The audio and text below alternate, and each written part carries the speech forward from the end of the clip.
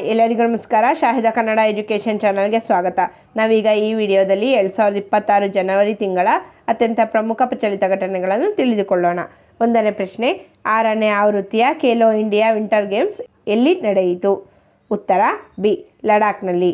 6ನೇ ಆವೃತ್ತಿಯ Khelo India winter games ಲಡಾಖ್ನ ಲೇಹದಲ್ಲಿ ನಡೆಯಿತು. ಅತಿ ಹೆಚ್ಚು ಪದಕ ಗೆದ್ದವರು ಹರಿಯಾಣ 2ನೇ ಸ್ಥಾನ, ಲಡಾಖ್ 5ನೇ ಸ್ಥಾನ ಹಾಗೂ ಕರ್ನಾಟಕ 5 ಪದಕಗಳನ್ನು ಪಡೆದಿದೆ. ಪ್ರಶ್ನೆ ಸಂಖ್ಯೆ 2, 2026ರ ಅಶೋಕ ಚಕ್ರ ಪ್ರಶಸ್ತಿ ಪಡೆದವರು ಯಾರು? ಉತ್ತರ ಸಿ, ಶುಭಾಂಶು ಶುಕ್ಲಾ. ಪ್ರಶ್ನೆ ಸಂಖ್ಯೆ 3, ಸಂಪೂರ್ಣತಾ ಅಭಿಯಾನವನ್ನು ಆರಂಭಿಸಿದ ಸಂಸ್ಥೆ ಯಾವುದು? ಉತ್ತರ ಎ, ನೀತಿ ಆಯೋಗ. ಸಂಪೂರ್ಣತಾ ಅಭಿಯಾನವು ಜನವರಿ 28ರಿಂದ ಏಪ್ರಿಲ್ 14ರವರೆಗೆ ನಡೆಯುತ್ತದೆ. ಇದರ ಉಪಾಧ್ಯಕ್ಷರು ಸುಮನ್ ಕೆ ಬೇರಿ. ಪ್ರಶ್ನೆ ಸಂಖ್ಯೆ 4, 2025ರ ಸಾಲಿನ ಇಂದಿರಾ ಗಾಂಧಿ ಶಾಂತಿ ಪ್ರಶಸ್ತಿ ಪಡೆದವರು ಯಾರು? ಉತ್ತರ ಎ, ಗ್ರಾನಾ ಮ್ಯಾಸೆಲ್. ಹಾಗೆಯೇ 2024ರಲ್ಲಿ ಇಂದಿರಾ ಗಾಂಧಿ ಶಾಂತಿ ಪ್ರಶಸ್ತಿ ಪಡೆದವರು ಮಿಚೆಲ್ ಬ್ಯಾಚ್ಲೆಟ್. ಹಾಗೆಯೇ ಇಂದಿರಾ ಗಾಂಧಿ ಶಾಂತಿ ಪ್ರಶಸ್ತಿ ಪಡೆದ ಮೊದಲ ವ್ಯಕ್ತಿ ಎಂದರೆ ಮಿಖಾಯಿಲ್ ಗೋಬ್ರಚೇನ್. ಪ್ರಶ್ನೆ ಸಂಖ್ಯೆ 5, ಭಾರತ ದೇಶದಲ್ಲೇ ಮೊಟ್ಟ ಮೊದಲ ಬಾರಿಗೆ ಹಿರಿಯ ನಾಗರಿಕರ ಬಜೆಟ್ ಮಂಡಿಸಿದ ರಾಜ್ಯ ಯಾವುದು? ಉತ್ತರ ಎ, ಕೇರಳ. ಹಿರಿಯ ನಾಗರಿಕ ಆಯೋಗವು ಮೊದಲು ಸ್ಥಾಪನೆಯಾದ ರಾಜ್ಯ ಕೇರಳ. ಕೇರಳದ ಮೊದಲ ಚಿಟ್ಟೆ ಅಭಯಾರಣ್ಯ ಯಾವುದೆಂದರೆ ಅರಾಲಂ ವನ್ಯಜೀವಿ ಅಭಯಾರಣ್ಯ. 6ನೇ ಪ್ರಶ್ನೆ, 77ನೇ ಗಣರಾಜ್ಯೋತ್ಸವದ ಮುಖ್ಯ ಅತಿಥಿಗಳಾಗಿ ಭಾಗವಹಿಸಿದ್ದವರು ಯಾರು? ಉತ್ತರ ಡಿ, ಬಿ ಮತ್ತು ಸಿ ಎರಡೂ. ಬಿ ಅಂದರೆ Antonio Costa, C Ursula von der Leyen. ಇವರು 77ನೇ ಗಣರಾಜ್ಯೋತ್ಸವದಲ್ಲಿ ಮುಖ್ಯ ಅತಿಥಿಗಳಾಗಿ ಭಾಗವಹಿಸಿದ್ದರು. ಮೊಟ್ಟ ಮೊದಲ ಗಣರಾಜ್ಯೋತ್ಸವದ ಅತಿಥಿ ಯಾರೆಂದರೆ ಇಂಡೋ ದೇಶದ ಸುಕಾರ್ನೋ. 7ನೇ ಪ್ರಶ್ನೆ, 2026ರಲ್ಲಿ ಪದ್ಮ ಪ್ರಶಸ್ತಿ ಪಡೆದವರ ಒಟ್ಟು ಸಂಖ್ಯೆ ಎಷ್ಟು? ಉತ್ತರ ಡಿ, 131. 2026ರಲ್ಲಿ 5 ಜನ ಪದ್ಮ ವಿಭೂಷಣ ಪ್ರಶಸ್ತಿ, 8 ಕನ್ನಡಿಗರು, 19 ಮಹಿಳೆಯರಿದ್ದಾರೆ. 2026ರಲ್ಲಿ 5 ಜನ ಪದ್ಮ ವಿಭೂಷಣ ಪ್ರಶಸ್ತಿ ಪಡೆದವರು ಯಾರೆಂದರೆ ಮೊದಲನೆಯವರು ಧರ್ಮೇಂದ್ರ ಸಿಂಗ್ ದಿಯೋಲ್, ಕ್ಷೇತ್ರ ಕಲೆ, ಮಹಾರಾಷ್ಟ್ರ ರಾಜ್ಯದವರು. 2ನೆಯವರು KT ಥಾಮಸ್, ಕ್ಷೇತ್ರ ನ್ಯಾಯಾಂಗ, ಕೇರಳ ರಾಜ್ಯದವರು. 3ನೆಯವರು N ರಾಜಂ, ಕ್ಷೇತ್ರ ವಯೋಲಿನ್ ಸಂಗೀತ, ರಾಜ್ಯ ಉತ್ತರ ಪ್ರದೇಶ. 4ನೆಯವರು P ನಾರಾಯಣ್, ಕ್ಷೇತ್ರ ಸಾಹಿತ್ಯ ಮತ್ತು ಶಿಕ್ಷಣ, ಕೇರಳ ರಾಜ್ಯದವರು. 5ನೆಯವರು VS ಅಚ್ಯುತಾನಂದನ್, ಕ್ಷೇತ್ರ ಪಬ್ಲಿಕ್ ಅಫೇರ್ಸ್, ರಾಜಕೀಯ ಸೇವೆ, ರಾಜ್ಯ ಕೇರಳ. ಇವರು 2026ರಲ್ಲಿ ಪದ್ಮ ವಿಭೂಷಣ ಪ್ರಶಸ್ತಿಯನ್ನು ಪಡೆದಿದ್ದಾರೆ. 2026ರಲ್ಲಿ ಪದ್ಮಶ್ರೀ ಪ್ರಶಸ್ತಿ ಪಡೆದ 8 ಜನ ಕನ್ನಡಿಗರೆಂದರೆ ಮೊದಲನೆಯವರು ಶುಭಾ ವೆಂಕಟೇಶ್ ಅಯ್ಯಂಗಾರ್, ಕ್ಷೇತ್ರ ವಿಜ್ಞಾನ ಇಂಜಿನಿಯರಿಂಗ್. 2ನೆಯವರು ಡಾಕ್ಟರ್ ಪ್ರಭಾಕರ್ ಕೋರೆ, ಕ್ಷೇತ್ರ ಸಾಹಿತ್ಯ ಮತ್ತು ಶಿಕ್ಷಣ. 3ನೆಯವರು SG ಸುಶೀಲಮ್ಮ, ಕ್ಷೇತ್ರ ಸಮಾಜ ಸೇವೆ. 4ನೆಯವರು ಅಂಕೇಗೌಡ, ಕ್ಷೇತ್ರ ಸಮಾಜ ಸೇವೆ. 5ನೆಯವರು ಶಶಿಶೇಖರ್ ವೇಂಪತಿ, ಕ್ಷೇತ್ರ ಸಾಹಿತ್ಯ ಮತ್ತು ಶಿಕ್ಷಣ. 6ನೆಯವರು ಡಾಕ್ಟರ್ ಸುರೇಶ್ ಹನವಾಡಿ, ಕ್ಷೇತ್ರ ವೈದ್ಯಕೀಯ. 7ನೆಯವರು TT ಜಗನ್ನಾಥನ್, ವ್ಯಾಪಾರ ಮತ್ತು ಕೈಗಾರಿಕೆ, ಈ ಕ್ಷೇತ್ರ ವ್ಯಾಪಾರ ಮತ್ತು ಕೈಗಾರಿಕೆ. ಇವರು ಪದ್ಮಶ್ರೀ ಪ್ರಶಸ್ತಿಯನ್ನು ಪಡೆದಿದ್ದಾರೆ. ಹಾಗೆಯೇ ಶತಾವಧಿನಿ R ಗಣೇಶ್ ರವರು ಕಲೆ ಮತ್ತು ಸಾಹಿತ್ಯಕ್ಕೆ ಪದ್ಮಭೂಷಣ ಪ್ರಶಸ್ತಿ ದೊರೆತಿದೆ. 8ನೇ ಪ್ರಶ್ನೆ, ರಾಷ್ಟ್ರೀಯ ಪರಾಕ್ರಮ್ ದಿವಸ್ ಯಾವಾಗ ಆಚರಿಸುತ್ತಾರೆ? ಉತ್ತರ ಬಿ, ಜನವರಿ 23.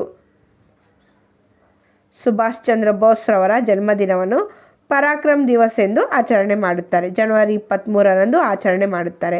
ಹಾಗೆಯೇ ಜನವರಿ 21ರಂದು ದಾಸೋಹ ದಿನವೆಂದು ಆಚರಿಸುತ್ತಾರೆ. ಹಾಗೆಯೇ ಜನವರಿ 24ರಂದು ಅಂತಾರಾಷ್ಟ್ರೀಯ ಶಿಕ್ಷಣ ದಿನ ಮತ್ತು ರಾಷ್ಟ್ರೀಯ ಹೆಣ್ಣು ಮಕ್ಕಳ ದಿನವಾಗಿದೆ. ಜನವರಿ 25ರಂದು ಮತದಾರನ ದಿನ ಮತ್ತು ವಿಶ್ವ ಪ್ರವಾಸೋದ್ಯಮ ದಿನವಾಗಿದೆ. ಪ್ರಶ್ನೆ ಸಂಖ್ಯೆ 9, ರಾಷ್ಟ್ರೀಯ ಪತ್ರಿಕಾ ದಿನವನ್ನಾಗಿ ಯಾವಾಗ ಆಚರಿಸುತ್ತಾರೆ? ಉತ್ತರ ಸಿ ಜನವರಿ 29. ಭಾರತದ ಪ್ರಥಮ ಪತ್ರಿಕೆ ದಿ ಬೆಂಗಾಲ್ ಗೆಜೆಟ್. ಇದು 1780 ಜನವರಿ 29ರಂದು ಸ್ಥಾಪನೆಯಾಯಿತು. ಜನವರಿ 30ರಂದು ಹುತಾತ್ಮ ದಿನವನ್ನಾಗಿ ಆಚರಿಸುತ್ತಾರೆ. ಹಾಗೆಯೇ ಭಾರತದ ಪತ್ರಿಕಾ ಪಿತಾಮಹ ಆಗಸ್ಟ್ ಹಿಕ್ಕಿ. ಪ್ರಶ್ನೆ ಸಂಖ್ಯೆ 10.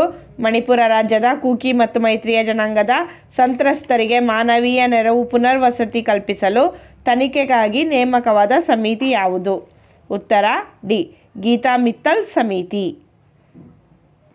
ತುಳು ಭಾಷೆಯನ್ನು ಕರ್ನಾಟಕದ 2ನೇ ಅಧಿಕೃತ ಭಾಷೆಯನ್ನಾಗಿ ಮಾಡುವ ಸಮಿತಿ ಎಂದರೆ ಅದು ಮೋಹನ್ ಆಳ್ವ ಸಮಿತಿ. ಒಂದು ದೇಶ ಒಂದು ಚುನಾವಣೆಗೆ ಸಂಬಂಧಿಸಿದ ಸಮಿತಿಯು ರಾಮನಾಥ್ ಕೋವಿಂದ್. ಪ್ರಶ್ನೆ ಸಂಖ್ಯೆ 11.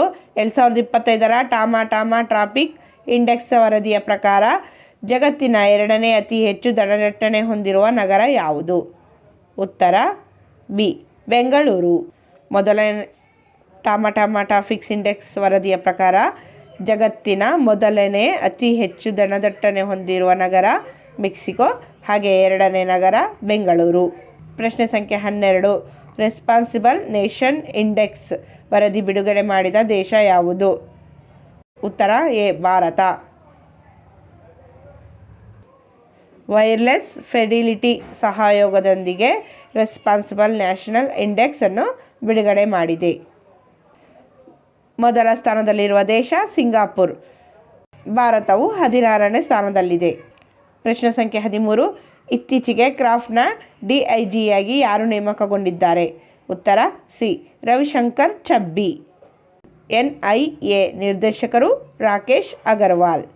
ಹಾಗೆಯೇ ITEPನ ನಿರ್ದೇಶಕರು ಶತ್ರುಜಿತ್ ಸಿಂಗ್ ಕಪೂರ್. BSFನ ಮಹಾನಿರ್ದೇಶಕರು ಪ್ರವೀಣ್ ಕುಮಾರ್. ಪ್ರಶ್ನೆ ಸಂಖ್ಯೆ 14. ವಿಶ್ವ ಆರ್ಥಿಕ ಮುನ್ನೋಟ ವರದಿ 2026 ಯಾವ ಸಂಸ್ಥೆ ಬಿಡುಗಡೆ ಮಾಡಿದೆ? ಉತ್ತರ ಡಿ ಅಂತಾರಾಷ್ಟ್ರೀಯ ಹಣಕಾಸು ನಿಧಿ IMF. ಪ್ರಶ್ನೆ ಸಂಖ್ಯೆ 15. 2026 ವರ್ಷವನ್ನು ಕೃಷಿ ವರ್ಷ ಎಂದು ಯಾವ ರಾಜ್ಯ ಘೋಷಿಸಿದೆ? ಉತ್ತರ ಎ ಉತ್ತರ ಪ್ರದೇಶ. 16ನೇ ಪ್ರಶ್ನೆ. ಪಟ್ಟೆ ಹುಲಿ ಚಿಟ್ಟೆಯನ್ನು ಯಾವ ಕೇಂದ್ರಾಡಳಿತ ಪ್ರದೇಶವು ರಾಜ್ಯ ಚಿಟ್ಟೆ ಎಂದು ಘೋಷಿಸಿದೆ? ಉತ್ತರ ಬಿ ಚಂಡೀಗಢ. ಚಂಡೀಗಢವು ಪಟ್ಟೆ ಹುಲಿ ಚಿಟ್ಟೆಯನ್ನು ತನ್ನ ರಾಜ್ಯ ಚಿಟ್ಟೆ ಎಂದು ಘೋಷಿಸಿದೆ. ಪ್ರಶ್ನೆ ಸಂಖ್ಯೆ 17. ಪರಿಸರ ಸೂಕ್ಷ್ಮ ವಲಯ ಎಂದು ಘೋಷಿಸಲಾದ ಕುಂಭಲ್ಗಢ್ ವನ್ಯಜೀವಿ ಅಭಯಾರಣ್ಯವು ಯಾವ ರಾಜ್ಯದಲ್ಲಿದೆ? ಉತ್ತರ ಸಿ ರಾಜಸ್ಥಾನ. ಪರಿಸರ ಸೂಕ್ಷ್ಮ ವಲಯ ಎಂದು ಘೋಷಿಸಲಾದ ಕುಂಭಗಢ ವನ್ಯಜೀವಿ ಅಭಯಾರಣ್ಯವು ರಾಜಸ್ಥಾನ ರಾಜ್ಯದಲ್ಲಿದೆ. ಇದು ಆರಾವಳಿ ಶ್ರೇಣಿಯಲ್ಲಿದೆ. ಪ್ರಶ್ನೆ ಸಂಖ್ಯೆ 19. 2025-26ರ ವಿಜಯ್ ಹಜಾರೆ ಟ್ರೋಫಿ ವಿಜೇತರು ಯಾರು? ಉತ್ತರ ಡಿ ವಿದರ್ಭ. ಇವರು 2025-26ರ ವಿಜಯ್ ಹಜಾರೆ ಟ್ರೋಫಿಯ ವಿಜೇತರಾಗಿದ್ದಾರೆ. ರನ್ನರ್ ಆಫ್ ತಂಡ ಸೌರಾಷ್ಟ್ರ. ಪ್ರಶ್ನೆ ಸಂಖ್ಯೆ 20. ತೆಲಂಗಾಣದಲ್ಲಿ 2026 ಜನವರಿ 28ರಿಂದ ಪ್ರಾರಂಭವಾದ ದ್ವೈವಾರ್ಷಿಕ ಸಮ್ಮಕ್ಕ ಸಾರಲಮ್ಮ ಜಾತ್ರೆ ಯಾವ ನಗರದಲ್ಲಿ ನಡೆಯುತ್ತದೆ? ಉತ್ತರ ಬಿ ಮೇಡರಾಮ್ನಲ್ಲಿ ಸಮ್ಮಕ್ಕ ಸಾರಲಮ್ಮ ಜಾತ್ರೆ ನಡೆಯುತ್ತದೆ. ಈ ಜಾತ್ರೆಯು ಏಷ್ಯಾದ ಅತಿ ದೊಡ್ಡ ಬುಡಕಟ್ಟು ಜಾತ್ರೆಯಾಗಿದೆ. ಪ್ರಶ್ನೆ ಸಂಖ್ಯೆ 21. 25 ವರ್ಷಗಳ ನಂತರ ಪಂಚಾಯತ್ ಕಾಯ್ದೆ ಪಿಸಾ ಅನ್ನು ಯಾವ ರಾಜ್ಯ ಜಾರಿಗೆ ತರಲಾಗಿದೆ? ಉತ್ತರ ಎ ಜಾರ್ಖಂಡ್ ರಾಜ್ಯ. ಪ್ರಶ್ನೆ ಸಂಖ್ಯೆ 22.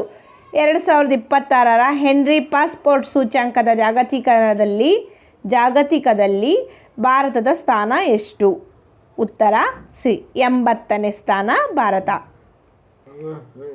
ಹಾಗೆ ನಮ್ಮ ಭಾರತವು 2025ರಲ್ಲಿ 85ನೇ ಸ್ಥಾನದಲ್ಲಿತ್ತು. ಮೊದಲನೇ ಸ್ಥಾನದಲ್ಲಿ ಸಿಂಗಾಪುರವಿದೆ. ಪ್ರಶ್ನೆ ಸಂಖ್ಯೆ 23. ಯಾವ ನದಿಯನ್ನು ವಿಶ್ವದ ಅತ್ಯಂತ ಹಳೆಯ ಹರಿಯುವ ನದಿ ಎಂದು ಗುರುತಿಸಲಾಗಿದೆ? ಉತ್ತರ ಡಿ ಪಿಂಕೆ ನದಿ.